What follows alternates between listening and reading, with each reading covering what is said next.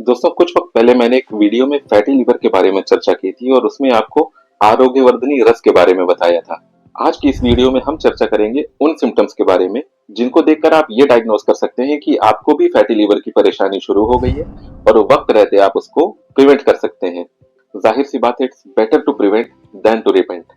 साथ ही ये वीडियो हमारे उन दोस्तों के लिए बड़ी फायदेमंद साबित होने वाली है जिनको बार बार शराब की वजह से यानी अल्कोहल कंजम्पशन की वजह से या फिर तला मसालेदार खाना खाने की वजह से बार बार लीवर की समस्या पैदा होती है। तो अगर आपको भी लीवर से जुड़ी कोई भी परेशानी है तो बराए मेहरबानी इस वीडियो को पूरा देखिएगा और स्किप बिल्कुल मत करिएगा, क्योंकि यहाँ पर हम बात करते हैं आपकी अच्छी सेहत की।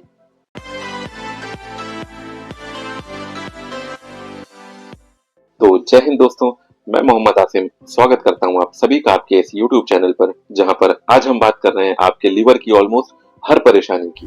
दोस्तों मेडिकल साइंस के हिसाब से फैटी लीवर दो तरह के होते हैं। अगर आप अल्कोहल कंज्यूम नहीं करते यानी शराब नहीं पीते तो आपका फैटी लीवर MASLD कैटेगरी में आता है, यानी metabolic dysfunction associated steatotic liver disease. वहीं अगर आपका फैटी लीवर अल्कोहल कंजम्पशन यानी शराब पीने के कारण है तो आप AFLD कैटेगरी में आते हैं, यानी अल्कोहलिक फैटी लिवर डिजीज। अब ये कोई बहुत अनकॉमन समस्या नहीं है कि मुझे फैटी लिवर हो गया, आपको फैटी लिवर हो गया, बहुत बड़ी बात हो गई।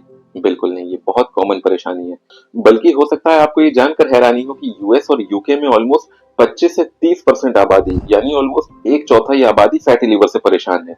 और यही कुछ हाल हमारे सब कॉन्टिनेंट का भी हो रहा है, क्योंकि ओबेसिटी बढ़ रही है, लाइफस्टाइल में चेंजेस आ रहे हैं, खाना प्योर नहीं है, मिलावट वाला खाना मिल रहा है।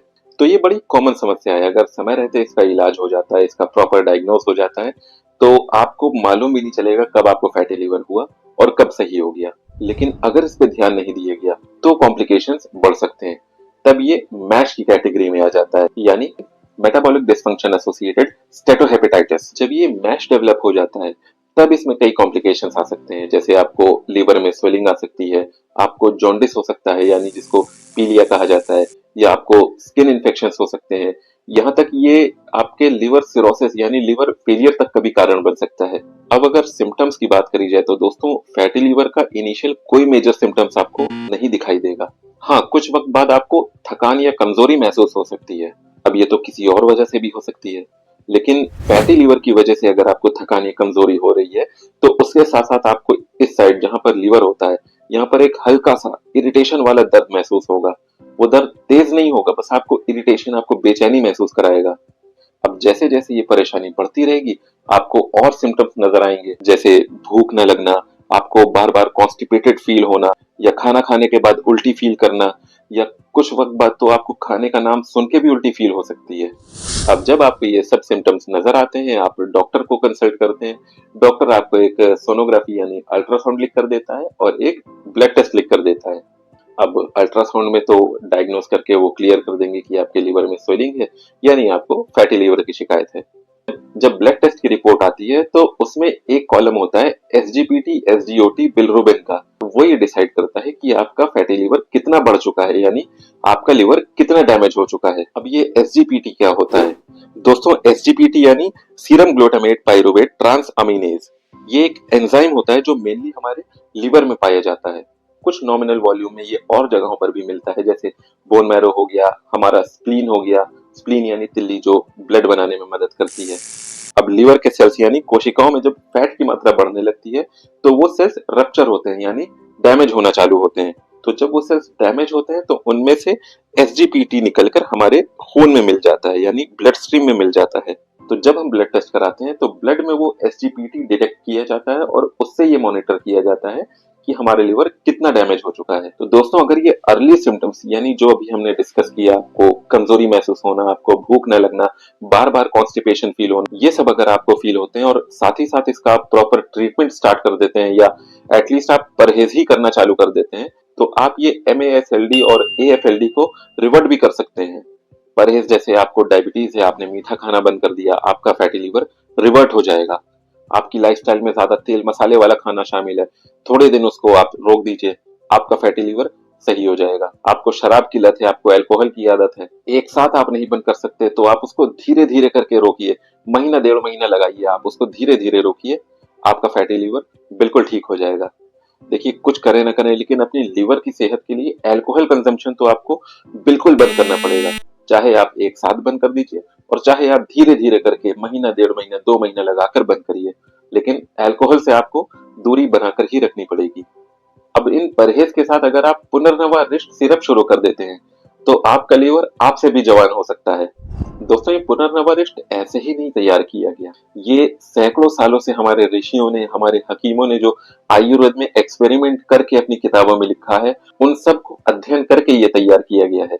ये सिरप आपकी लीवर की ऑलमोस्ट हर परेशानी के लिए रामबाण है। चूंकि ये उबाल कर बनाई जाती है, इसकी तासीर गर्म होती है, तो ये आपके आईबीएस को बेहतर करने में बहुत फायदेमंद है। साथ ही साथ आपके कॉन्स्टिपेशन को, कितना भी पुराना कॉन्स्टिपेशन हो, उसको तोड़ने में ये बहुत फायदेमंद है। साथ ही इसमें पुनर्नवा के साथ और भी जड़ी बूटियां होती हैं, तो ये आपके लिवर में जो सेल्स डैमेज हुए हैं उनको रिपेयर करने में और उनको डिटॉक्स करने में बहुत फायदेमंद है। साथ ही ये एंटी इंफ्लेमेटरी भी होती है, यानी आपकी बॉडी में कहीं पर भी स्वेलिंग है, आपके हाथ में है, आपके पैर में है, आपके जोड़ों में है, आपके इंटरनल ऑर्गन्स में है। हालांकि अगर स्वेलिंग है तो आपके कहीं ना कहीं कोई परेशानी है, इसी वजह से स्वेलिंग है, तो हमें उस स्वेलिंग की वजह ढूंढनी चाहिए। लेकिन अगर वैसे भी कहा जाए तो पुनर्नवारिष्ट आपकी स्वेलिंग को उतारने में बड़ी कारगर है। इसको अभ्यारिष्ट के साथ लिया जाए तो आपकी ये भूख बढ़ाने में मदद करेगी। जो फैटी लिवर की वजह से आपकी भूख मर गई है, आपको खाना देखकर उलझन होने लगती है, अभ्यारिष्ट के साथ ना भी मिलाएं, आप ऐसे भी ले लें तो भी आपकी ये भूख बढ़ाने में बहुत मदद करेगी। इसके साथ जो मुंह के छालों के मरीज होते हैं, जिनको पेट की गर्मी की वजह से मुंह में छाले आने लगते हैं, उनको ये खादरा रिष्ट के साथ भी मिला कर दी जा सकती है। अच्छा, इसको अगर कांचनार गुग्गल के साथ मिला कर दिया जाए तो पाइल्स यानी बवासीर के मरीजों के लिए, कितना भी पुराना बवासीर हो, उसमें ये बड़ी फायदेमंद है। दिन में 3 बार 4-4 चम्मच पुनर्नवा रिष्ट बराबर मात्रा में पानी के साथ आप खाना खाने के बाद ले सकते हैं। इसके साथ एक और सिरप आती है पुनर्नवा आसव। अब आप पूछोगे कि पुनर्नवा रिष्ट और पुनर्नवा आसव में क्या फर्क है? दोनों का मेन काम आपका लिवर ठीक करना है, लेकिन पुनर्नवा रिष्ट में अलग जड़ी बूटियां हैं और पुनर्नवा आसव में अलग जड़ी बूटियां हैं। हालांकि पुनर्नवा आसव में कुछ ज्यादा जड़ी बूटियां पुनर्नवा रिष्ट के मुकाबले। अब आप कहोगे कि यार पुनर्नवा आसव ही ले लिया जाए, पुनर्नवा रिष्ट क्यों लें? तो जिनके पेट में ठंडक हो गई है, जिनको अपच है, जिनको भूख नहीं लगती, जिनको कॉन्स्टिपेशन फील होता है, उनके पेट में गर्मी बढ़ानी है, उनके पेट की एनर्जी बढ़ानी है, इसलिए उनको पुनर्नवा रिष्ट दी जाती है। अब जिन लोगों के पेट में गर्मी ज्यादा रहती है, जिनको ज्यादा एसिडिटी होती है, जिनके खून में गर्मी होती है, उनको फिर पुनर्नवा रिष्ट नहीं दी जाती है, उनको फिर पुनर्नवा आसव दिया जाता है। तो दोस्तों, ये थी फैटी लिवर से जुड़ी कुछ जानकारी जो आपकी नॉलेज में इजाफा जरूर करेंगी। अगर आपको ये वीडियो पसंद आया हो तो लाइक और चैनल को सब्सक्राइब जरूर करें और अपने दोस्त और अपने चाहने वालों के साथ शेयर करना ना भूलें। अल्लाह से दुआ करते हैं कि आपको सेहतमंद रखे, आपको लंबी उम्र अता करे, आपको खुशहाल जिंदगी अता करे, आपके माँ बाप को खुशहाल रखे, आपके माँ बाप को अच्छी सेहत, अच्छी उम्र अता करे।